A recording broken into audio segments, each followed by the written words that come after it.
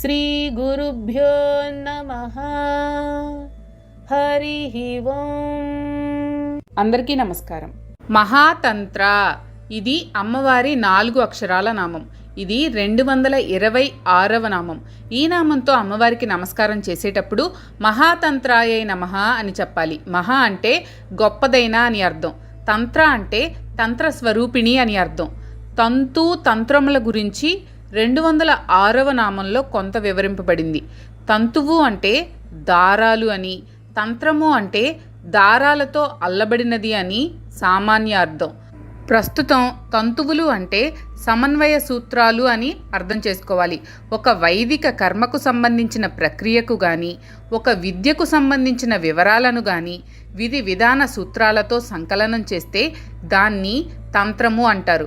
ఈ నిర్వచనం ప్రకారం కల్పసూత్రాలు, ఆగమ సూత్రాలు, ఆపస్తంభ, అశ్వలాయనాది మహర్షులచే సంకలనము చేయబడిన గృహ్య సూత్రాలు, శ్రీ విద్యకు సంబంధించిన కులార్ణవ, జ్ఞానార్ణవ, నిత్యోత్సవాది తంత్రాలు అన్నీ ఈ కోవలోకే వస్తాయి. ఇన్ని రకాల తంత్రాలున్నా శ్రీ విద్యకు సంబంధించిన తంత్రము మహోత్కృష్టమైనది. దీనికి స్వతంత్ర తంత్రం అనే పేరు కూడా ఉంది. జగద్వ్యూహానికి సంబంధించిన సమన్వయపరిచి ఇచ్చిన యంత్ర మంత్ర తంత్రాల సమగ్ర స్వరూపమే శ్రీ విద్యకు సంబంధించిన ఈ తంత్రము.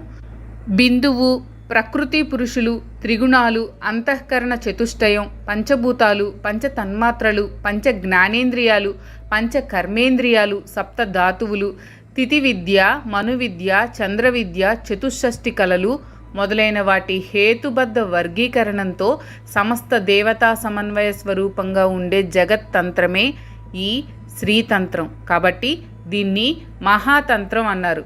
సృష్టి స్వరూపిణి అయిన అమ్మవారిని ఈ మహాతంత్రంతో సమన్వయపరిచి ఇచ్చారు కాబట్టి అమ్మవారు మహాతంత్ర అనే నామంతో పిలువబడుతుంది.